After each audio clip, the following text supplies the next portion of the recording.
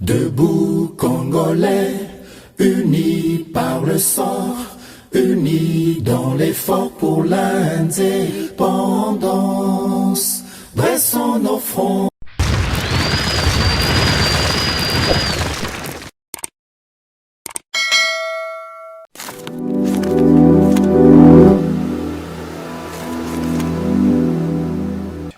Bonjour Mwanamboka Sambolunga. Bonjour Ndeko.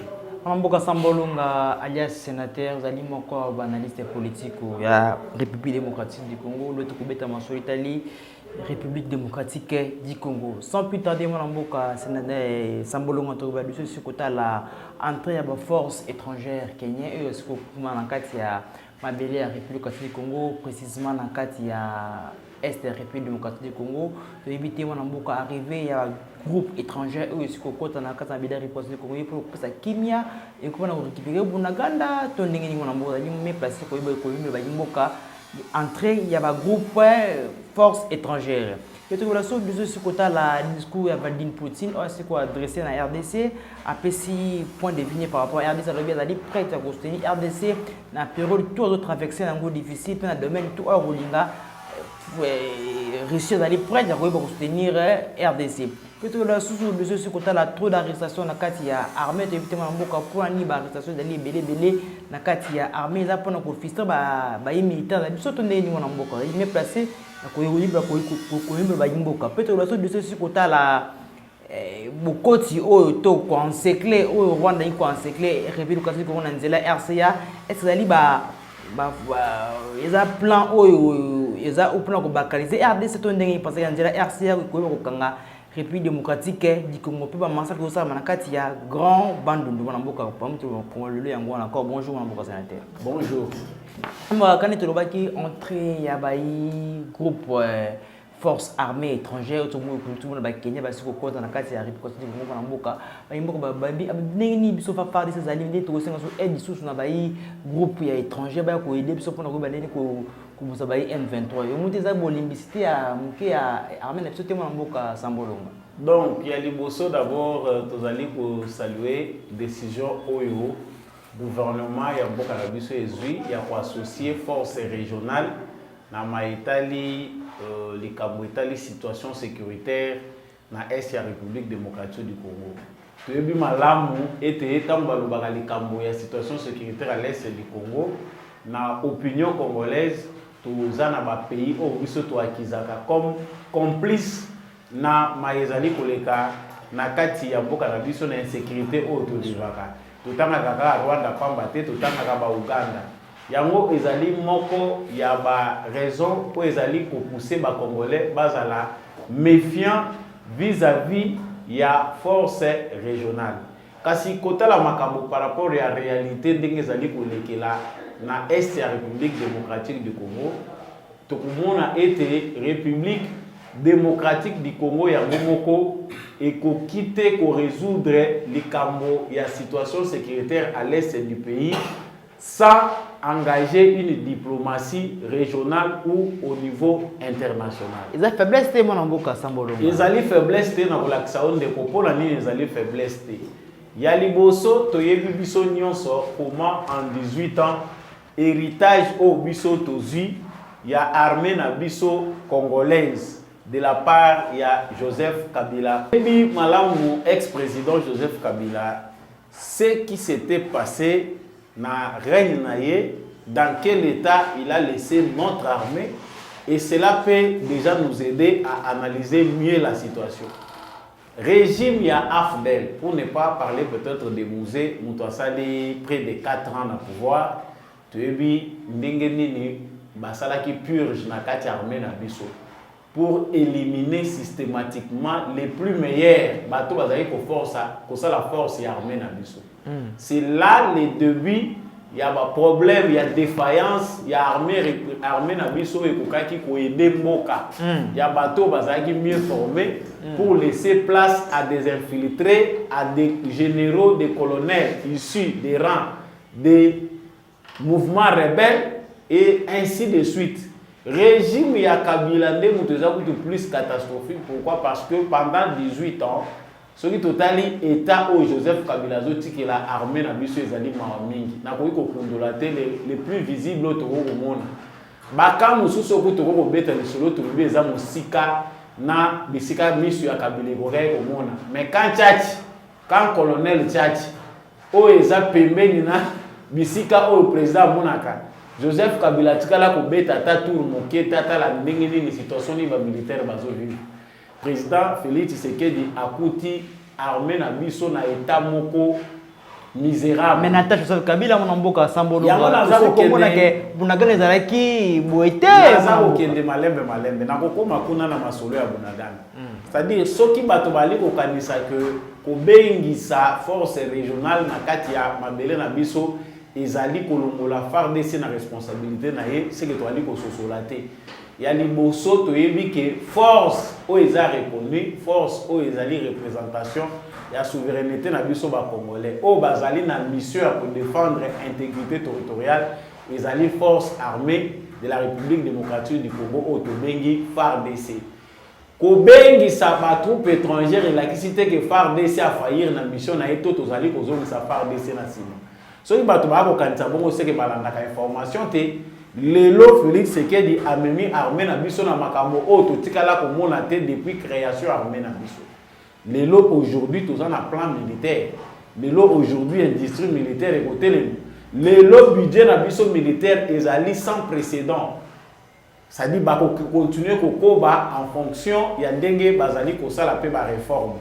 Lelo tozali ko mona que toutes les bases sont installées pour permettre à notre armée d'avoir ba structure, ba base, ba camion sur formation de gezalaki en bon état. Donc, eloko ba imboka esengeli ba sosolezali nini. Biso Congo tozali entouré na 9 pays.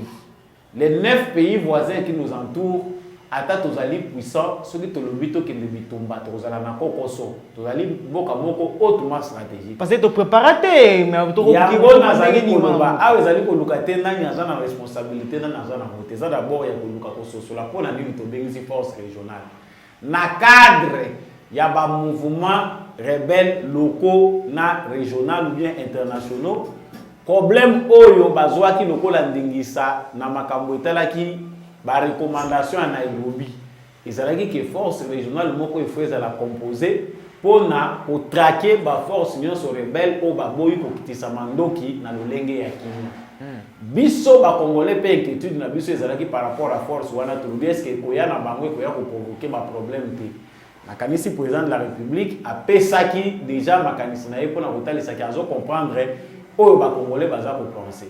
Mais lokola ba ye ba koti tozali ko observer to boya ki force burundaise et ougandaise pardon. Mais lelo na moment on ndenge toza ko luba force ougandaise eza na terrain bazo traquer ba ADF na FARDC. To tikali koyo kata kosu te ya likambo ya mabe par rapport ya ba action ba opération conjointe o ezali ko salema entre armée ougandaise na armée congolaise. Yango nde pusi peto ke ne musika to ba burundais lelo pe baza na sol congolais ezali ko continuer outre les rwandais mutu baza ko constituer principal problème les autres nations sont les bienvenus. Président Silaki Kotali Saata Mazalaki na Nations Unies na interview ba pesa qui est que problème mon côté ezali biso tozali ko d'ailleurs na mikolo ezali kotanga bokomona ba Kenya ba kokota via Bunagana parce que biso tozali ko mituna M23 eza mouvement rebelle pour na nini ba force étrangère ba koya kokota na kati ba le kaka na ba région mususu alors que Bunagana est occupé. Le président nous a donné une réponse que ba kokota la nzela ya Bunagana. C'est ce qu'on est en train d'observer. Le Kola Balobi qui est déjà bakoti. Nous devons voir toutes ces forces-là négatives, en commençant d'abord par Bunagana qui est occupé, parce que le Kola Kagama, il faut reconnaître que les alliés armés naïs. Pour nous, toujours qu'on a sénacé. La force naïe spéciale. Parce que l'ingate va y retrouver bango na katia sol wana il faut déjà bakima. La M23 en soi, c'est que tu es bela qui a bazan à tenter à faire face à l'armée na biso. Mais comme la branche militaire, il y a RDF, il y a Rwanda. Mais aujourd'hui, moi je peux dire que la diplomatie de Félix Tshisekedi a payé. Pourquoi la diplomatie de Félix Tshisekedi a payé? Cette fois-ci, nous savons que tant que Bundisa M23, ce qui va lancer l'attaque, nous savons que tout ça, c'est toute la région qui est contre ces mouvements-là rebelles. Mais mon amboka sambolongo lobi que M23 niveau à niveau ya FARDC surtout mon intervention ya Anthony Guterres sur le que bayi M23 bazana ma efficacité makasi koleka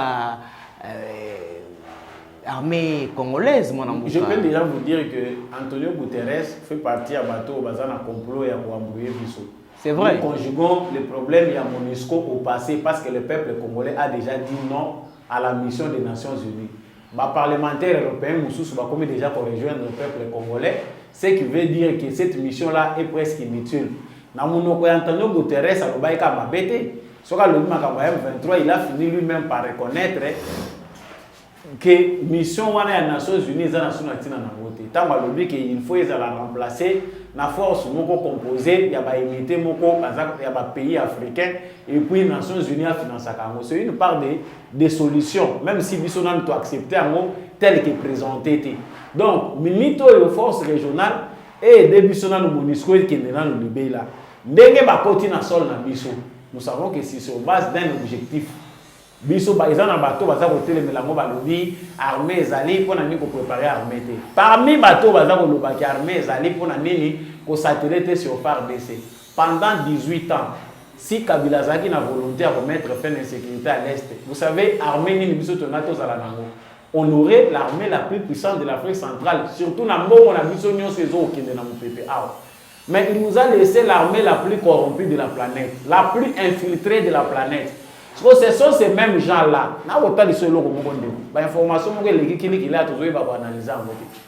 Piège au batande la guerre mais na biso on a infiltré na bango. Bunagana toi attaquer bango baza ko welisa ko cha pression. Ba infiltrer na kati armée na bande ko na bango ba politicien. Non FARDC il faut ça la zone Bunagana ne peut pas être occupé comme ça. Mais avec toute cette vague d'infiltration que nous venons de voir ndenge bakangi ba yav bakangi ba chirimwani soki ba chirimwani to koma wana mwana mbuka tokeina ba o nyonso o naza kokoma tokeina makambo nyonso ya bato bakangi awa mais objectif ezalaki ke ba créer chaos ezalaki ba faire essuyer défaite ya munene na armée na biso comme ça bacha ngona mutu ya Félix Tshisekedi. Ce qui est mauvais ce n'est pas la force régionale, ce qui est mauvais c'est la mentalité des Congolais. Biso armée na biso il faut tout soutenir yango. Les pays voisins baza entourés na biso ceux qui diplomatie na biso ezali malamu bako faire partie pe na solution to yebi ke baza mabe le Rwanda l'Ouganda ce sont des mauvais pays mais nous ne pouvons pas vivre aujourd'hui au mépris de ces gens là to lobake to lui koyoka bango te bakozala kaka na ba frontière na biso bakozala wana.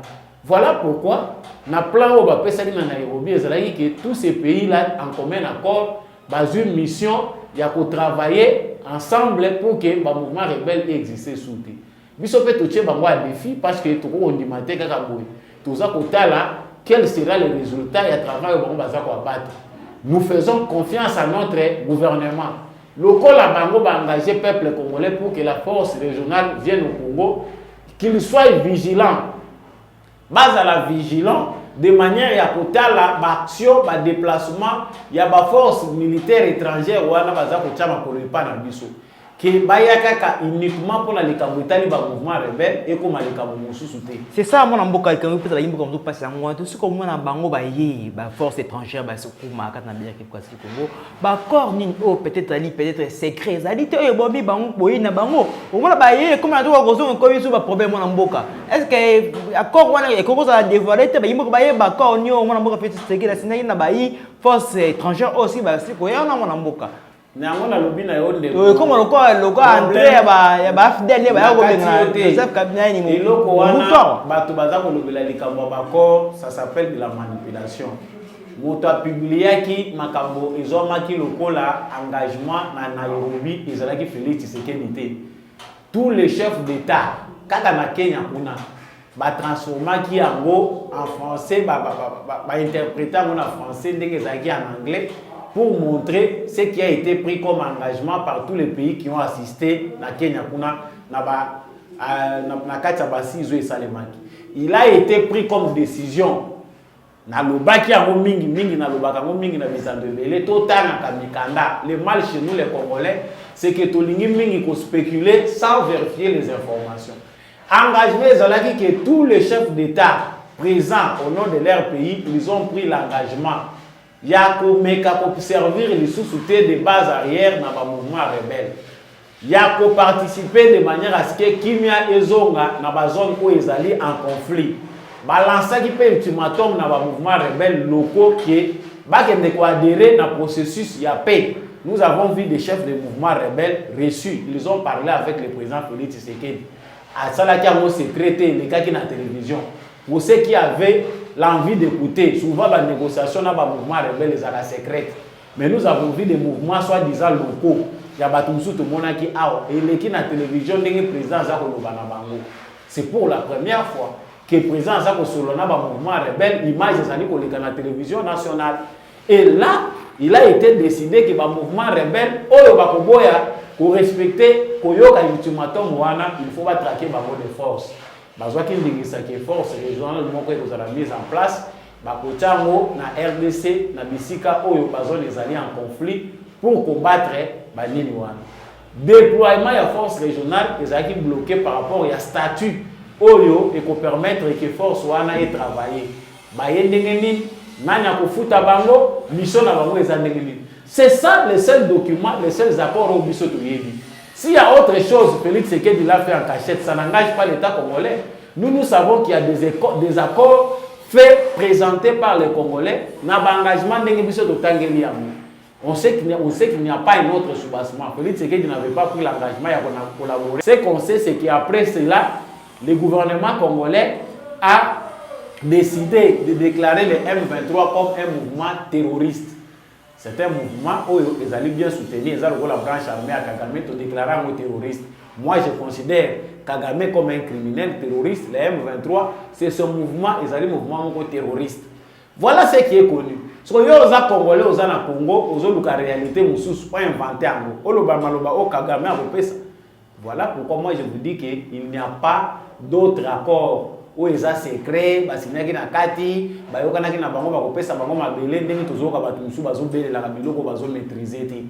nous, tout ce que nous savons, c'est que le fossé était déjà très long. Afdel Moussala Sali Namboka Congo, ils allaient Moussala Moro, ma bémingi.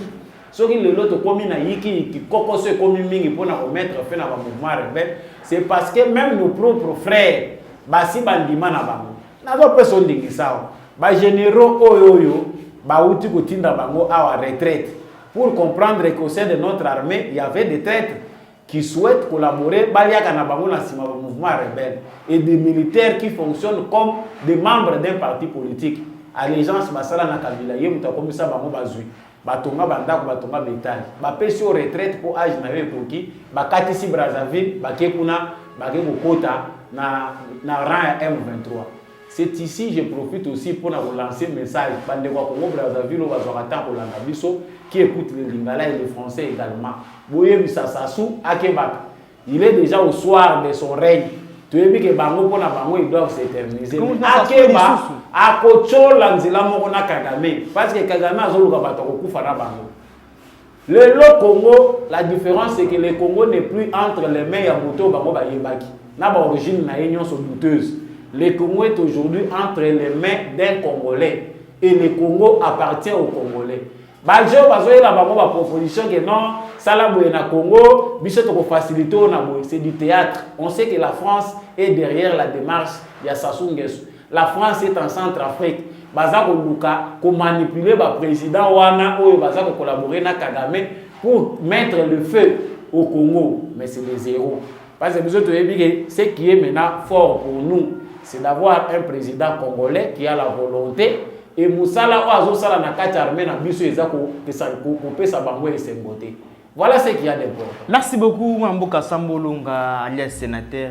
Tu veux avoir mon discours ya Vladimir Poutine assez quoi adresser na bayimbo rebelle c'est 5 bayimbo ambassadeur rebelle mais na bo banier discours là a pendaki de cette République démocratique du Congo le bazali prêt à kosunga République démocratique du Congo na maingi tout ça comme difficulté mon Mamboka et tant que biso tozali de la ngambo ya bayi communauté internationale ou déjà pe bazo ko pesa pe moins mise na bango pe makasi pe bocha kimi na kata est la République du Congo ndeni pe sous Poutine na petit sous moi un peu flair na pour la République du Congo ko suma République Motuna o na répondaka mo bisika toza ko kende ke Poutine azali bien mal nécessaire. Ata to collaborer na Poutine directement, mais mon peuple aye nango et go kosunga ba africain on baza éveillé. Biso Congo toza malité. Congo est malité, le Mali a ses problèmes, ses réalités, son histoire, sa géographie, voilà. Le Congo c'est aussi un autre pays, pays le plus convoité du monde, pays singulier, par richesse où ils ont répondre à la crise de l'Union c'était le monde. Mais nous n'avons pas, nous ne devons pas aussi causer l'intention de créer guerre, il y a ma puissance dans le sol. Voilà pourquoi biso toza ko senga kaka ke sagesse za la mingi na rang ya ba décideurs na biso politique principalement les présidents de la République. La réussi biso tosi to lobi biso na Congo. Ndenge to landaki ministre affaires étrangères lobi yango ke toza aligné té na ba conflit na bango ou eza ko opposer bango Occident, Orient, Russie, États-Unis, ça ne nous engage pas. Nous sommes un pays souverain, nous avons nos priorités. Ma priorité na biso Congo ezali développement. Ma priorité na biso ezali ba soins ya santé, ba biloko nyonso corollaire, ezali sécurité. Toza ko luka paix, c'est ça là nos priorités. Alors na minito ko yela biso ke bino boza na ngambu ya États-Unis na Ukraine to boza na ngambu ya Russie, ça ne nous regarde pas. Mais ce que Poutine nous montre comme offre, Poutine paye ko fongola biso misu. Ma nyonso ba américain basalaka na mabele na biso to komi ko yeba ngo to komi ko telema. Pona ba oba yeba kite Poutine est une solution. Yango biso toza prêt. Si Poutine veut offrir les armes, des gars sont déjà prêts pour payer ça. Mon président Félix Tshisekedi zoa yango. Yebisa ba américain, nous avons besoin d'armement. Ba américain ba kabaka menduki na bango te. C'est ce que nous savons. Les Américains ne partagent pas arsenal na bango comme ça. Ils interviennent. Logo la bango bazomona ki là où ils peuvent intervenir avec amour précipitamment, ils allaient na Ukraine na Congo te. Ça doit nous révolter nous. Biso pe toyeba ki tozalaka bato bako komona biso lokwa ba sous-homme te. Situation eza koleka na Ukraine et le kio ezoleka na est ya Congo te. C'est des millions et des millions de morts. Donc biso toza ba nyama bato baza na Ukraine de bato. Si Poutine veut nous donner des armes, nous acceptons toutes les conséquences possibles. Mais et l'autre est important, c'est que tango yangoyu, parce que ça c'est un message aux Américains, va comprendre que mon peuple est là, Congo est épargné. Olingi na minito yo ke makambu et que de la facilité pour réparer ma préjudice na bino déjà échangé dans le monde que tout royo biso ba congolais nous n'allons jamais accepter que ouais les cas qui lobby continuer que se répéter les lots. Voilà pourquoi nous incitons les représentants na biso, les ministres des Affaires étrangères, les présidents de la République d'échanger les discours. Le jeu est devenu risqué, mais certainement le virage est profitable dans la population où est éveillée, dans le gouvernement où est responsable pour bouger les lignes.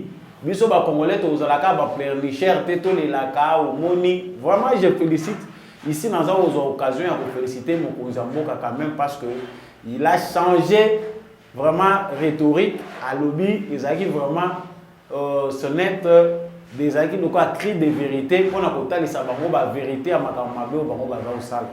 Ba mutunyo soyez ba vérité à makambo ndenge zolekela mais ça ne doit pas s'arrêter là. Moi je pense que le mieux à faire pour Nabiso, Namimito, ce n'est pas seulement de regarder Poutine, c'est de repenser nos systèmes éducatifs. Conformer Nabiso, comme un guerrier à lobby. Nous avons été mal éduqués, nous n'avons pas été éduqués suffisamment pour sécuriser un si grand pays comme le Congo. Yango moni bazo sakana na Congo, ba Congolais bazo tala. Bazana ba TikTok, na ba Instagram, bazana ba onko sakana. Soka linga lobila makambo mboka, c'est pour condamner les uns et les autres.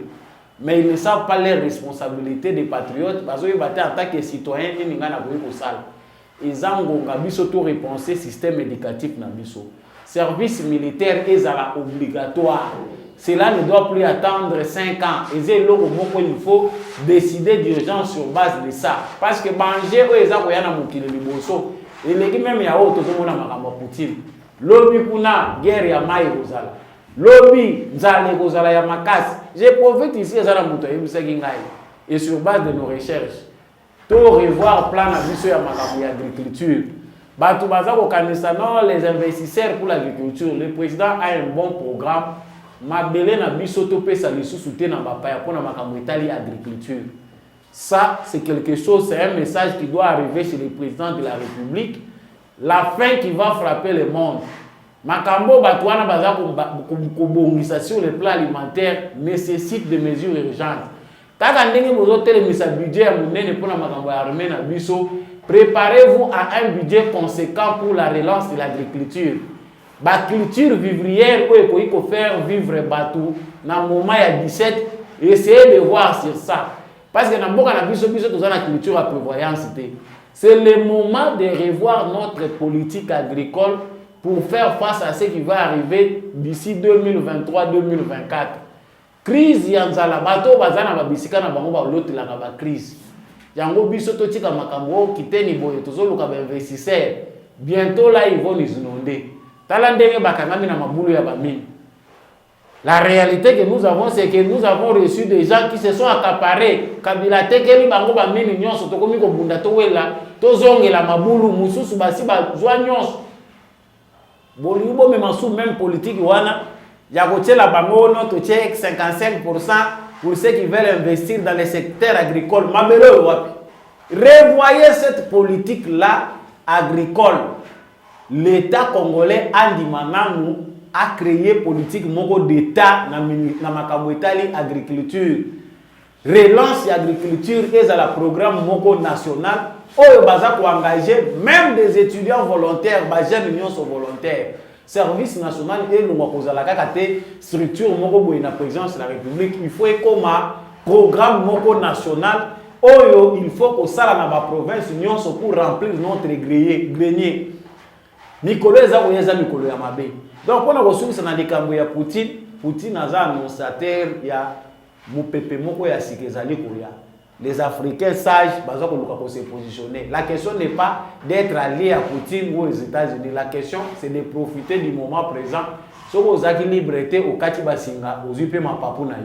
Merci beaucoup, mon amboka Samba Olunga, les sénateurs. Tu peux t'appeler pour que cette l'arrestation, où ils ont pu moula ma casse dans le cadre de la République du Congo, toujours des généraux arrêtés. Mouté besoin que frustré soit armé communes au bangi moukete mon amboka pour toute l'arrestation. Besoin banga coup d'état. Naza fier, moi na amboka naza très fier. Armée na biso ezoko ma libéré. Ozomona na teke lo samba bandeko balala katolo na se bazako le lanzambe.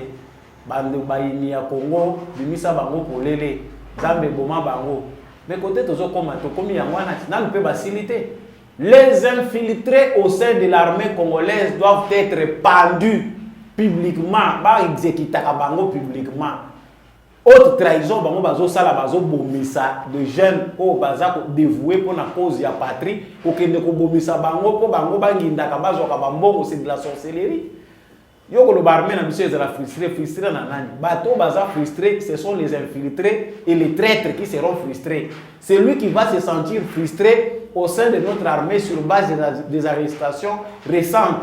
C'est un infiltré, c'est soit un traître aussi, ou c'est quelqu'un qui est aliéné au parti politique de Joseph Kabila. Ou comme ça qui va militaire, le membre politique naïe.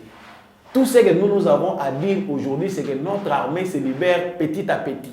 Ba traître wana il faut qu'on dénonce à bango. Nos jeunes militaires vaillants, ba mususu baza ko kota sika na armée, ils ne doivent pas être sacrifiés comme des moutons. Likolo ya nini moko boye, bozo tsa bango lokola ba mouton ba kalinga ka bango. Yo vandi, o ya pe na armée na voie moko normalité. Oza atate na mutu na o makanisi ya bolingo ekolo.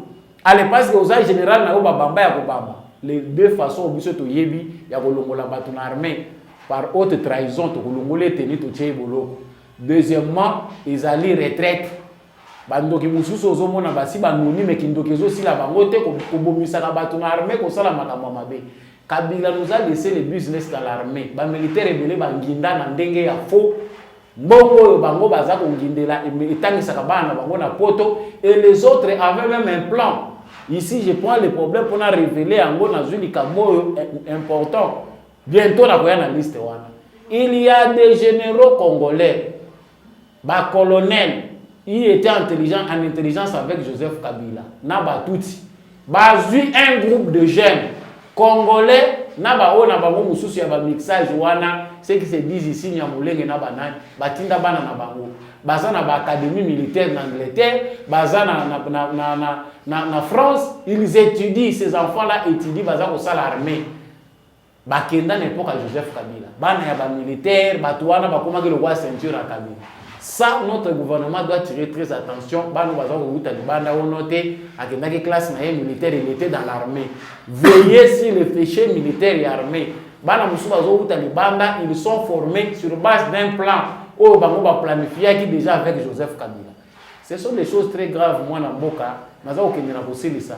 Toza na parlement te na mboka na biso parce que parlement ils ont la représentation ya peuple na kati ya institution. Na makambo eza ko leka na Congo. Pourquoi pas revoir makambo etali ba loi? Pour na nini te to ko revoir politique otala moto soki a trahir. For moto ko bomela ye e bangisa na ba mususu na kati armée, c'est-à-dire alongoli teninde ba mususu ba komi ko kima. Mais chez nous, on pense que non, peine de mort, moutema malamu, non, peine de mort, ils ont un moratoire. Oh non, il ne faut pas tuer les gens. Non. À des grands mots, des grands remèdes. Par rapport à la situation, il y a Moïbou et comme dans Makilaba Congolais. Traiter jouer là, Makilaba Congolais, il faut tuer les gens publiquement. Ce qui ont ici peine de mort, tout le monde a un moratoire. Aux âges général, aux âges colonel, tu as trahi la nation. Batali bamoni ba preuve, on te met là, on t'exécute publiquement. Je pense que les autres vont changer et les infiltrés vont quitter notre armée. Merci beaucoup, Manamboka Sambolonga. Mutuna Soukazali Kamutali na grand bande de aux autres pays comme tout passe qu'on a évité Manamboka. Qu'est-ce qui se passe dans la grand bande de éviter? Est-ce que là réellement peuple autochtone, il y a Tekena, il y a Kanye Baosa la Makambo massacre. Qu'on a tenu tous les temps peut-être et quand monsieur est continué tout donner tout au Rwanda dit en sécurité républicaine qu'on a nzela RCA Manamboka. Bon du coup analyser le Cambo. Tout ça, c'est des sujets malamu. Motuna malamu mwana mboka eloko esengeli toyeba ya mbonano ezali ke il faut to dénoncer. Bande kona biso bakabiliste ebele balingi élection te.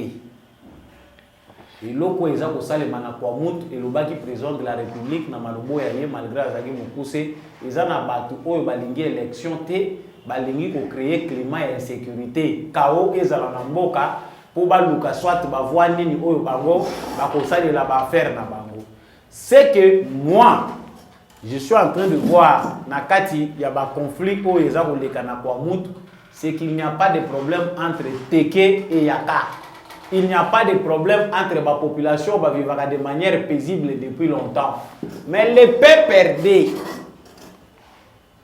Batu oyo bakomisaki nyonso PPRD, l'administration nyonso na territoire PPRD. Les gens par qui l'infiltration est entrée ici, ya kokoti sabangona sur le plan territorial. Ba yebi eloko nini ba créer kuna. Bato bango bazo présenter kana président de la République baza ba chef coutumier, ce sont des membres du PPRD qui n'ont rien à voir avec makambo ezali ya ba autorité coutumière kuna. Ils ont inventé un conflit. Alors que mission na bango ezali ya créer terrorisme na kwa mutu. Nous avons dénoncé cela depuis longtemps que objectif na bango ezali na ba province belé ba créer soit ba rébellion, ba créer soit ba mouvement terroriste. Ba banda ko égorger batu parce que ce qu'on tali sur le plan stratégique, la route nationale numéro 1 où ezo ya ko leka biso na Kinshasa ezo kende ekei a okoti grand bandundu ozo le kanzelo ya bandundu ville oleki yango okeyo leki bakenge chozo kende kikwiti oketi na Grand Kasai. L'objectif c'est de créer un mouvement terroriste babanda ko terroriser batu babomaka batu na nzela wana nzele kangama pour baloba ke c'est l'incapacité ya ba dirigeant baza ko diriger mabe. Comment peut-on aller aux élections avec un tel climat? Voilà, il faut parler, il faut tout vendre, il faut tout loba. C'est quelque chose de connu. Il y a un et le lobby président de la République, il faut que l'armée soit conséquent, responsable de la mission politique, base à la conséquent. Cette situation-là, les alliés qui ont demandé, auteur nango, parce qu'il y a des auteurs politiques, responsables, il y a des gens qui ont dit que bazu machette pour les bakiser le côté spontanément parce que si des communautés baza ko bundana ça on a tozana ba possibilité à komona ngo clairement que ça bango na bango to ba bunda mais tozomona mindu ke zo uta Brazzaville ba machette déjà bo mama na ndako batu ba s'organiser tamulai ba lakisi arsenal o batu baza ko bomba mais tout zo uta Brazzaville ngo kuna pe ba Rwandais bazala ka kuna ba somba pe victoire ba nina ya ba nini na bango kuna. Ce ne sont pas ces gens-là.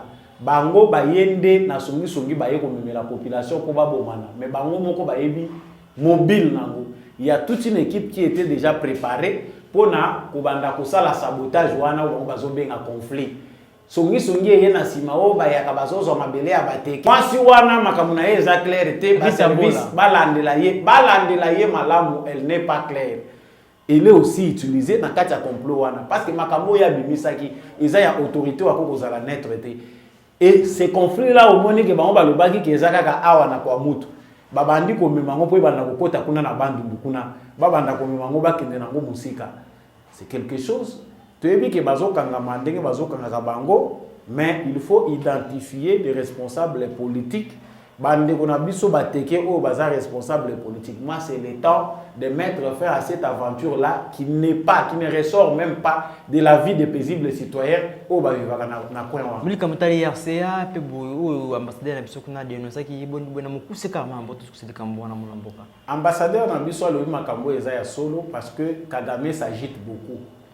Tant ils ont le sous malamu te pour naie parce que na Congo toujours ça kana biso te. Moi je suis fier parce que nous avons un président responsable. Yango Etienne Kagame, on dirait ba fourmi baza ko soyer akenda ko déclencher makambo partout. Encercler le Congo à partir de la RCA, c'est une observation de notre ambassadeur. Ngana za ko lobana batu balobate que non il a exagéré, non c'est visible. Kagame azalaki na Congo Brazzaville, Kagame azalaki na Centrafrique, Kagame azalaki na Angola, Kagame na Zambie. Otali dimension en mboka moke lokola Rwanda, otali ba ambition wana omoni ke za criminel. Il est en train de vouloir pérenniser le système na bango ya empire matuti na bango. Alors nga naza ko senga na ba Congolais. Au lieu tous la ka ba alarmiste. Oh, tomoni ba Rwandais, gouvernement bazo sala nini? Ba Rwandais na ba Congo travaillons comme des agents de services de renseignement. Boza wap toza place tel tala ba Rwandais ango bango ye ba ya tant tel. Mais bino boza na bamboka na bino. Mais c'est à vous de veiller de voir qui sont ces étrangers là venus depuis longtemps qui n'ont pas de soubassement dénoncés par les gens organisés. Batamaboma ba komi ko batamaboma na tsuna kichasa batamaboma comme belé batamaboma na bambongo batamaboma na bandroid cela veut dire quoi wana mboka. Mais makambo wana ngai pona ngana ko iko alerter batu te babanga ke toza na insécurité non batamaboma baza ko komi belé ba facteur ezé belé certainement il y a batamaboma pe baza batamaboma te to yebi na cadre makambo insécurité batu musupe ba yaka baza maboma maza maboma te. Mais nous avons comme mingi na Gishasa, ministère des Affaires sociales des fois et des biso tout monde makambo clair. Parce que dans une ville on a tant de fous et de clochards, ce n'est pas sérieux. L'autorité urbaine, l'autorité responsable baza ko yeba ko gérer té. Bato moboma ndenge ozolo babango, tamboli boulevard Lobumba, boulevard du 30 juin, na ba cimetière nyonso wana, na bazang, trop de fous. Ça veut dire que notre ministère des Affaires sociales et ça ko sala pe musala na ngote. L'autorité à ville à Kinshasa, comment une ville peut se transformer en ville de clochards? Il y a des avec les partout. Est-ce qu'il n'y a-t-il pas de pollution? Il y a des terrains qui vide, transformer en eau. De créer un endroit où on peut ramasser, commencer même par les enfants, au bazar mineurs, et puis quand la situation il y a des centres où on peut arrêter d'abord ces gens-là, les amener. Moi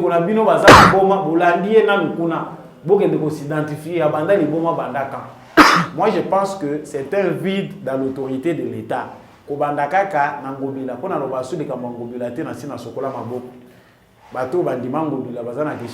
de 15 millions d'habitants à Kinshasa, ça n'engage que ceux qui ont accepté. Mais pour le reste, le ministre des Affaires sociales, monsieur le président de la République, il y a des ministres, même ceux qui ont été mais totalement quand même plan, que le big et Moutoyo, a quand même une idée à faire avancer Makam. Est-ce que Makam dans le cadre social de la Congolais, ministère ou a responsabilité dans le voilà. Merci beaucoup, mon amboka samba otu masuko emission dabiso message ni ko kulasa bemba batalo partout na mona tie na mukuse ka mon amboka sambolo. Matondo mingi ndenge o invité kinga na émission na yo message asuka na ko lancer na ba imboka o balandi biso surtout mingi na ba jeunes congolais ali ke toteleme. Tozala biso nyonso vigilant. Likambo oyo etali mboka na biso ezali virage moko makasi eza ko senga ke congolais azala moko congolais azala miso ga kota la biso nyonso makambo eza koleka na mboka na biso lisu lekolo ya isu avant biso to kende ba élection to exiger identification to exiger recensement général élection ezali mabete ezali culture na démocratie mais soki ba identifier biso te to ko continuer kaka kolakisa na kamisapi oyo Rwandais te omoni muninga zolo mulai lokolo kanaka ye obengi ye Rwandais ngonga yango oyo biso tozonga à la base to bandi na identification nationale to yeba nani congolais nani aza congolais te tozwi ba carte d'identité nde to leki na étape suivante si soki yango te tokozalaka ba umbu ya kotalaka ndenge bato baza kowuta libanda bazoya konginda na mboka na biso pona bato bali ko soutenir campagne Debout Congolais numéro na ngezali plus 243 82 349 65 26 merci.